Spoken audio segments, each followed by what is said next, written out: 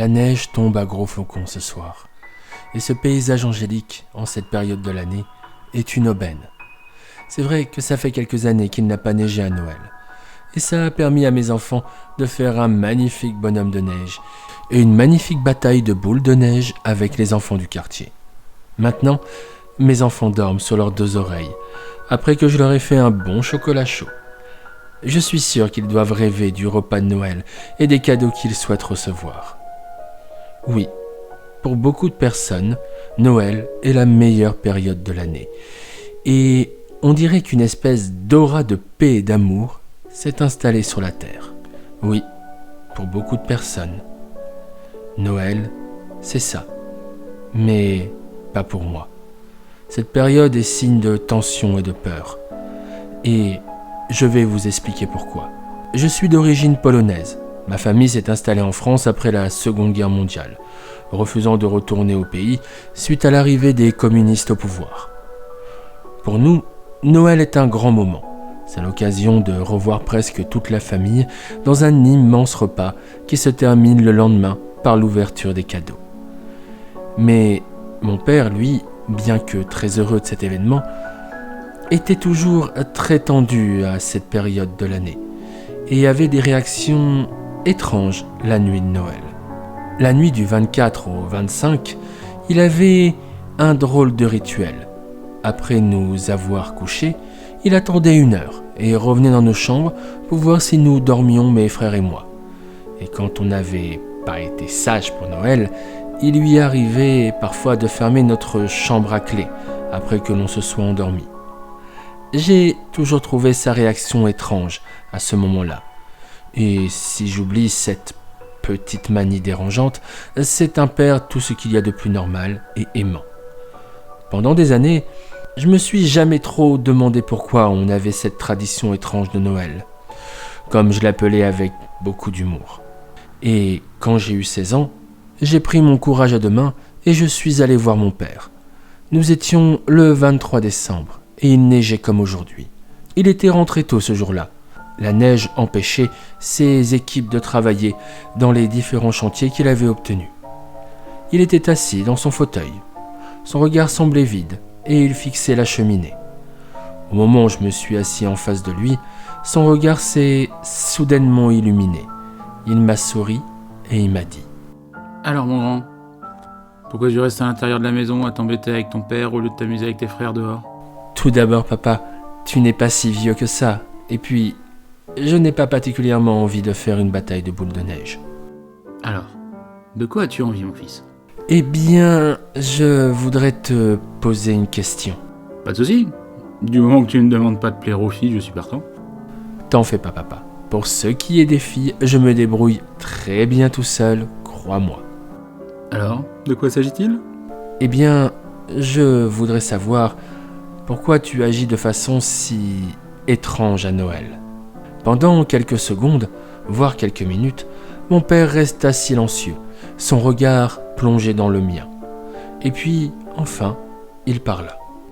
Je vois. Ne bouge pas d'ici, j'arrive.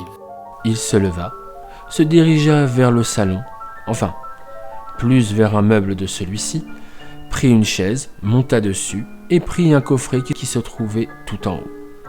Et tout aussi lentement et calmement, le posa sur la table, en face de lui, et reprit sa place dans son fauteuil.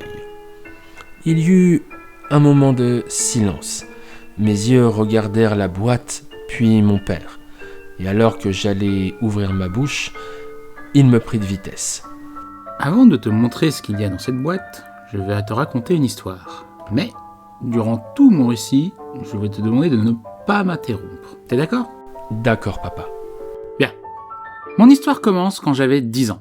Cela faisait 15 ans que ton grand-père avait fondé sa société de construction. La vie était difficile, mais nous vivions bien malgré tout. Nous avions un toit, de la nourriture dans notre assiette, nous allions dans une bonne école, et même si nous n'avions pas de superflu, on avait tout le nécessaire. Bref, tes oncles et moi étions heureux. Mais, de tout mon être, ce que je préférais, c'était Noël. À mes yeux, c'était pour moi le plus beau moment de l'année. Déjà car toute notre famille se réunissait, mais surtout car je recevais les seuls jouets que j'avais dans l'année. Je peux t'assurer que pour avoir tout ce que je désirais, j'étais vraiment sage toute l'année. Oui, j'aime vraiment Noël, et même si parfois cette fête était légèrement assombrie par un petit détail. Quel détail, papa? J'allais y venir. Ton grand-père avait un frère qui avait mieux réussi que lui. Mon oncle travaillait dans la finance, et au fur et à mesure du temps, il avait gravi les échelons, si bien qu'il occupait un poste important, et gagnait très bien sa vie. Et cet oncle avait un fils qu'il gâtait énormément. Si bien que quand Noël venait, il recevait énormément de cadeaux. Bien plus que tes oncles et moi réunis. Et je ne dois pas oublier que ce garçon était un incorrigible vantard. Quand il venait à Noël, ce qui par chance était rare, c'était pour nous une épreuve.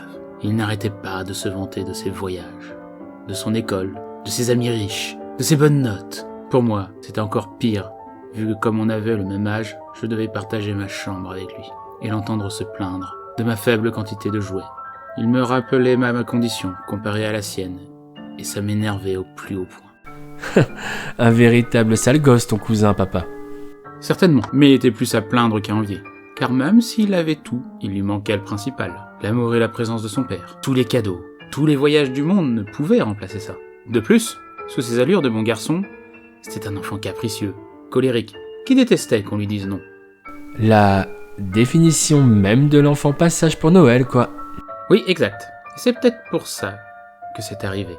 Mon père eut un moment de silence et se mit à regarder la fenêtre où la neige tombait, comme pour se donner de la force de continuer son récit.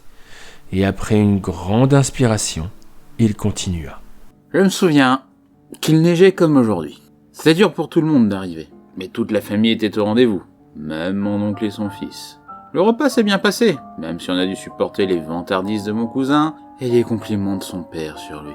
Quand est venue l'heure d'aller nous coucher, il continuait de se vanter sur tous les cadeaux qu'il aurait le lendemain. Mais cette fois-ci, tes oncles et moi avions une parade, qui lui aurait fermé son clapet pendant un bon moment. Ton grand-père avait réussi à avoir un gros contrat, une rue complète de maisons à construire, et cela lui avait rapporté beaucoup d'argent.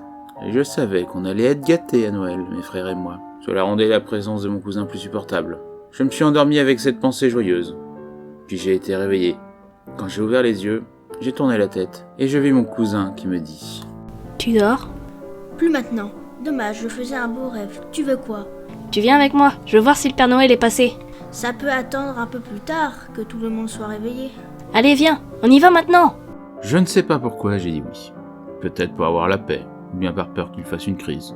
Mais je l'ai suivi, et nous avons commencé à descendre doucement et sans un bruit. Quand nous sommes arrivés, la cheminée fonctionnait encore, et nous offrait une lueur rassurante dans le silence.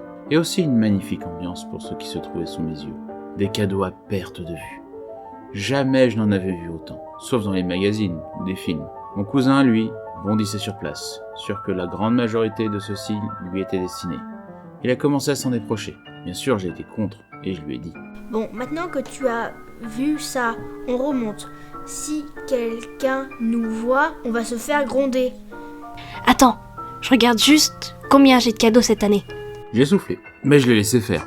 Je me suis dit que ça ne prendrait pas longtemps, et quand je pourrais retrouver la chaleur de mon lit et mes doux rêves. Alors il a commencé à les compter. Très vite, il s'est arrêté et a semblé contrarié. Je lui ai alors posé la question. Il se passe quoi? J'en ai 35. Oui, et alors? Et alors, l'année dernière j'en avais 40. Là j'ai que 35 misérables cadeaux. Et alors? Ce n'est pas grave. Certains sont énormes. Je m'en fous que certains soient énormes, j'en voulais 45. Il a commencé à piquer sa crise, à sauter sur place tout en bougeant frénétiquement les bras. Ensuite, il a regardé ses cadeaux, et il s'est mis à donner des coups de pied dedans, renversant les plus gros et tenté d'utiliser les plus petits pour les casser. Je suis resté immobile quelques secondes, en me demandant ce qui se passait, et après avoir compris la gravité de la situation, j'ai tenté de l'arrêter. Mais t'es malade, tu casses tes cadeaux, arrête. Et alors, je m'en fiche, comme ça mon père m'en rachètera 45. Mais ça peut faire quoi, 35 ou 45 cadeaux? L'importance, c'est le bonheur de les recevoir et qui nous les offre. Tu ne comprends pas. Si à l'école je dis que je n'ai eu que 35 cadeaux, je vais être la honte de mes camarades. Mais c'est stupide de penser comme ça. Tu peux pas comprendre, t'es qu'un pauvre. C'était sorti avec tellement de colère que j'en étais choqué. J'ai voulu le laisser là et j'ai commencé à remonter pour regagner ma chambre. Mais surtout pour prévenir les parents de ce qu'il se passait en bas. Car j'avais peur qu'après ces cadeaux, ce soit aux nôtres qu'ils s'en prennent. Et alors que je faisais demi-tour, un vent fort est passé par la cheminée, éteignant les flammes et nous plongeons dans le noir, mais aussi dans le froid. J'avais l'impression d'être dehors sous la neige. Je pouvais voir de la fumée sortir de ma bouche. Mon cousin aussi l'a remarqué vu qu'il s'est arrêté. Il m'a regardé tout en grelottant de froid. Et à ce moment-là, je l'ai entendu. Entendu quoi, papa? Un bruit de grelots qui venait de la cheminée. Sans vraiment savoir pourquoi, j'ai pris mon cousin par le bras et l'ai emmené avec moi derrière le canapé. Une fois caché, je me suis relevé assez pour que mes yeux puissent voir. Et là, j'ai vu une main qui sortait de la cheminée, grande, avec de longs doigts fins, puis une deuxième. Et la chose s'est extirpée de la cheminée tel un serpent. Et sous mes yeux ébahis, se trouvait le Père Noël, ou plutôt un truc qui lui ressemblait. Il était grand, si grand que sa tête touchait le plafond de la maison. Sa longue veste rouge descendait jusqu'à ses pieds, une capuche recouvrait sa tête, et il marchait de long en large, levant sa tête de droite à gauche comme un prédateur qui renifle sa proie. Oui, ça ressemblait au Père Noël. Mais mon instinct me disait que quelque chose clochait, et de rester caché. J'ai regardé à ma droite pour dire à mon cousin de rester caché, mais il n'était déjà plus là. J'ai regardé, je vis un objet frapper ce soi-disant Père Noël qui s'est arrêté net. Mon cousin avait lancé un de ses cadeaux et se tenait là avec une certaine assurance. Et il lui dit « Alors, tu t'es rendu compte que tu ne t'es trompé et que tu viens me rapporter les 10 cadeaux manquants? Et aussi ceux de remplacement vu que j'ai cassé les autres. » Ce Père Noël, ou plutôt ce pseudo-Père Noël, était toujours dos à mon cousin et restait silencieux. Comme seule réponse, il frappa sur le bord de la cheminée et un énorme sac tomba. Sans effort, il l'a sorti, le posa à côté de lui et se retourna pour faire face à mon cousin. Là, son visage changea et montra la peur. Non, de la terreur. Et il ne me fallut pas longtemps pour comprendre. Quand cette chose enleva son capuchon, je vis 2 énormes cornes noires dépasser de sa tête. Mais aussi pourquoi il portait un manteau si long, le bas de son corps. Oh mon Dieu, je m'en souviens encore. Ce n'était pas humain. Ça se rapprochait plus de celui d'un bouc. Ses sabots faisaient un bruit lourd et inquiétant à chacun de ses pas. Mon cousin ne bougeait plus, tétanisé par la peur. Et je dois avouer que moi aussi je suis resté immobile, ne pouvant que regarder. Et d'un coup il prit mon cousin par le col de son pyjama. Le souleva, j'ai entendu mon cousin appeler à l'aide, et je l'ai vu tenter de se débattre. Il pleurait, suppliait, mais rien n'y faisait. Avec son autre main, il ouvrit son sac. Venant de l'intérieur, j'ai entendu des cris, des pleurs, des supplications d'autres enfants. Et sans le moindre ménagement, il mit mon cousin à l'intérieur. Je suis resté immobile. Mes larmes coulaient de mes yeux sans que je puisse les contrôler. Et cette chose a commencé à faire demi-tour, mais il s'est arrêté net devant la cheminée. Je pense qu'il a dû m'entendre sangloter. Il a tourné sa tête sur le côté. J'ai compris qu'il savait que j'étais là. J'ai alors baissé la tête. Je me suis recroquevillé sur moi-même et mis les jointures de mes doigts dans ma bouche pour étouffer mes sanglots. Pendant 2 minutes, qui me parurent une éternité, je n'entendis plus rien. Le salon était de nouveau plongé dans le silence. J'ai alors rassemblé mon courage, ou du moins ce qu'il en restait, pour regarder de nouveau s'il n'était plus là. J'ai commencé à souffler de soulagement. Mais à ce moment-là, j'ai senti un souffle glacial sur ma droite qui me donna un frisson, suivi d'un râle. J'ai tourné la tête, en tremblant, et je vis son visage. Une tête ressemblant au Père Noël, des dents pointues, aiguisées comme des rasoirs, et de longs yeux noirs luisants. J'ai ouvert la bouche, mais aucun son n'est sorti. Je suis tombé. À l'aide de mes mains et de mes jambes, j'ai tenté de m'éloigner de cette créature. Mais très vite, je me suis retrouvé contre un mur. Lui s'est approché lentement. Il a posé ses énormes mains de chaque côté. Moi, je ne pouvais plus retenir mes sanglots. J'ai pleuré. J'avais peur, je voulais hurler pitié, mais aucun son n'est sorti de ma bouche. Sa tête s'est approchée de moi. J'ai fermé les yeux et je l'ai entendu prendre de grandes respirations Et il a parlé. Il a dit un mot de sa voix grave. C'était sage. J'ai alors senti son souffle s'éloigner de moi. J'ai ouvert les yeux, il s'est redressé, il a mis sa main à l'intérieur de sa veste, et il a sorti une cloche qu'il posa à mes pieds. D'une autre poche, il sortit un bout de charbon et le posa à côté de la cloche. Il m'a tourné le dos et retourné vers la cheminée, il a pris son énorme sac, l'a soulevé pour que je le voie bien, et il y a dit « Passage ». Il est parti comme il est venu. Moi je suis resté là, immobile, contemplant ce qu'il m'avait laissé jusqu'au lendemain. C'est ma mère qui m'a trouvé. Et de ce qu'elle m'a dit, c'est que je disais avec une voix à peine perceptible « Désolé » en boucle. Au bout d'un moment, j'ai retrouvé mes esprits, j'ai tout raconté à mon père, à ma mère et à mon oncle. Mais est-ce qu'ils t'ont cru? Mon oncle non, mais ton grand-père et ta grand-mère oui. Ils se sont disputés ce jour-là. De toute cette conversation, je n'ai pu retenir qu'un nom. Krampus. Bien sûr, mon oncle a appelé la police, mais ça n'a rien donné. Et on n'a jamais revu mon cousin. Mon oncle s'est suicidé 2 ans après. Le lendemain de Noël, il s'est pendu. Et la chose, tu as su ce que c'était? Oui, Krampus. Ton grand-père m'a expliqué que cette entité est le contraire du Père Noël. Il punit les enfants mauvais et leur laisse du charbon à la place des cadeaux.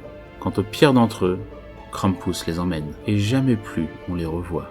Et ce jour-là, il m'a épargné, c'est tout simplement que j'avais été sage.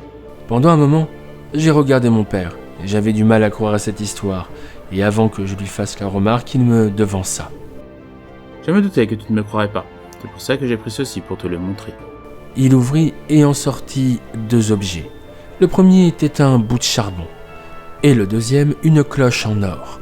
Mais ce ne fut pas le matériau utilisé qui me marqua le plus, mais les dessins dessus, qui représentaient des enfants effrayés, qui s'enfuyaient pour échapper à un monstre.